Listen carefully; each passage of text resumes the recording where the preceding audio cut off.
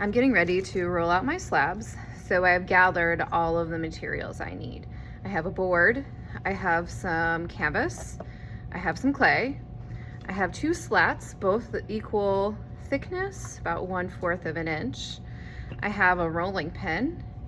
Now I'm also, if I want to add some texture, I'm gonna need some of my texture stamps that I've created or some other found objects that might make interesting textures in my slabs. I have my templates that I've created. They're all now cut and apart. You're also gonna need something to cut the clay. Get your pieces to be the right size. This is just a standard needle tool. And then some sort of bevel cutter. This is a makeshift bevel cutter that I've made, and this is kind of the store-bought one, but both do the same job. So those are the things that you're gonna need. So when you start rolling your slabs, you're going to need to stand up, and this is actually gonna probably shake the table and shake the camera because of how much pressure I have to put to move my clay. So you can't sit down. Like if you sit down to just do like this, you're not moving the clay at all, right? You're just wasting your time. You gotta stand up, and I don't use the handles of my rolling pin either. I use because I get more leverage. The handles will just break off. I get more leverage by pressing in, and that will allow me to get I can't believe how much it's shaking, get more leverage. Now I like to pick this up and kind of flip it over. I do better at pushing away from me than I do pulling away. Now I'm gonna end up having probably a lump in the middle that I'm gonna have to get rid of, and I will. This is a lot of clay to start with.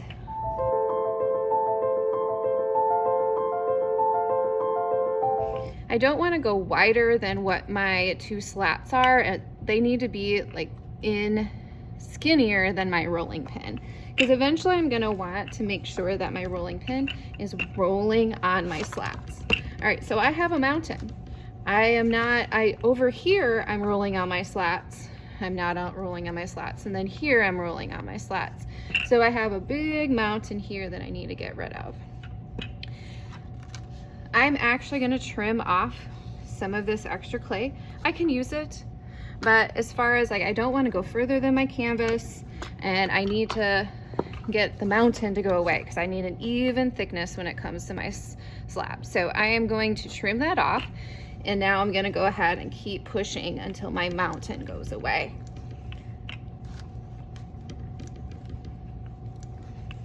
Now you will feel your rolling pin rolling on those slats, and you also won't be able to make any lines. So if I press really hard, I'm getting a line right in here. None of that should happen if it's rolled out well enough. Okay, so my slab is rolled out, it's even, and hopefully it's long enough for my biggest piece. This is my longest piece. Now I can try to see if I can get more than one on this piece. If not, then that's okay. I'll just have to re-roll. But there's a chance that I might be able to get, it's kind of like if you have ever done sugar cookies. You want to get the most out of what you have before you re-roll. So I'm able to get my back and my bottom on here. Now what I do is I take this needle tool and I gently draw in and around my template. I am not going all the way through the clay yet. I'm simply just making the shape.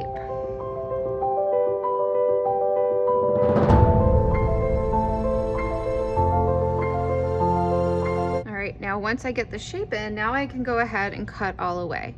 Now I make sure that I am keeping my needle tool straight up and down. Like I don't want to go this way, I don't want to go this way. I want to just keep it very straight. And whenever I do this, I like to pull towards me. So I might have to move my canvas or move my body. So when I'm cutting, I'm pulling towards me. Pushing, your needle tool is going to just get caught in the canvas below. So pulling needs to happen. I feel like you also get straighter lines whenever you pull.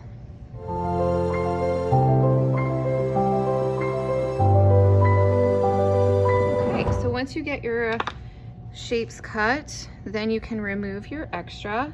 Now I like to carefully stack my extra, and I'll show you why. So I'm kind of pressing in, carefully stacking. I don't want to get air pockets. I'm actually going to re-roll this momentarily, and I don't want air pockets to get in. All right, so I'm going to remove all this stuff, get it out of my way, because I actually want to pick my canvas up to get these pieces off. So I'm going to move those over and get my stuff out of the way so I can pick my canvas up.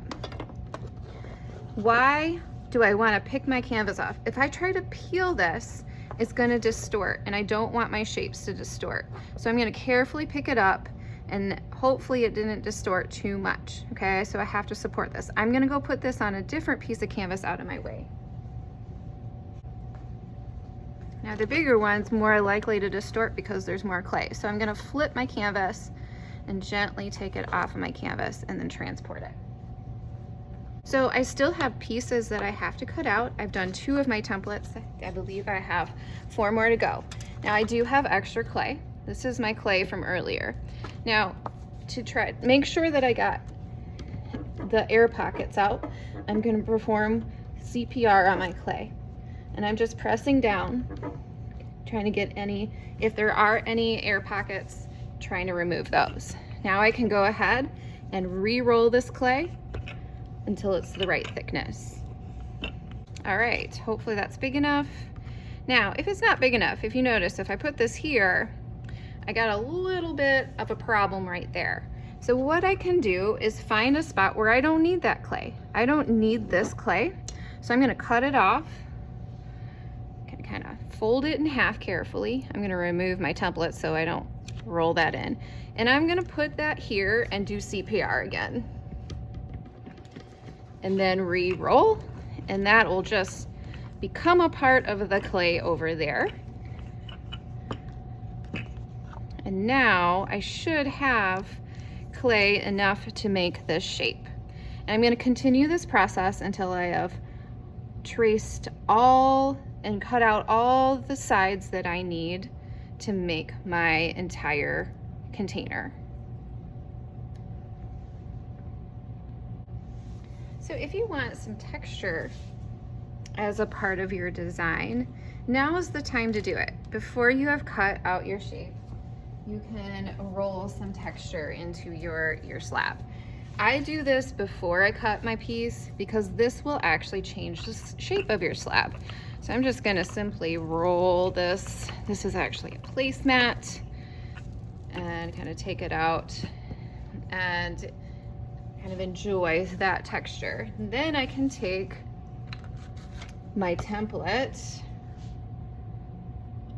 and decide where I want it and think about, like, I like to have smooth areas by textured areas, so maybe have a part of it that has texture and a part of it that does not. And then I can go ahead and cut this out the same way I would cut out all other slabs.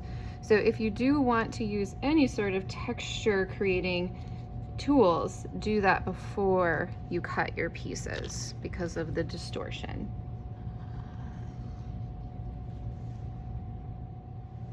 All right, now that I have all of my slab pieces cut, I need to carefully do some beveling.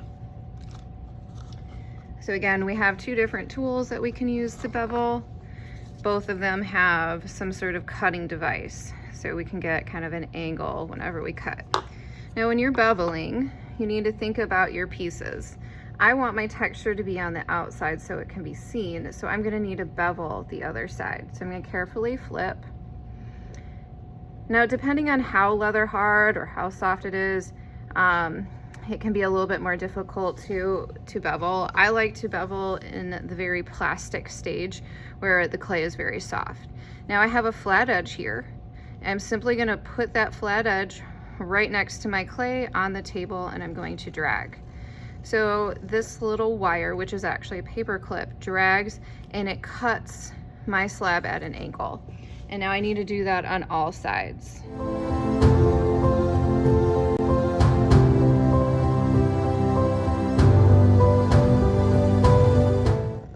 You can do this at soft leather stage too, but once it gets too hard, then you can't necessarily drag it. All right, so I'm gonna do that to all the pieces that are gonna be joined. And again, I'm gonna make sure that I'm doing the inside beveling and not where my texture is gonna be on the outside.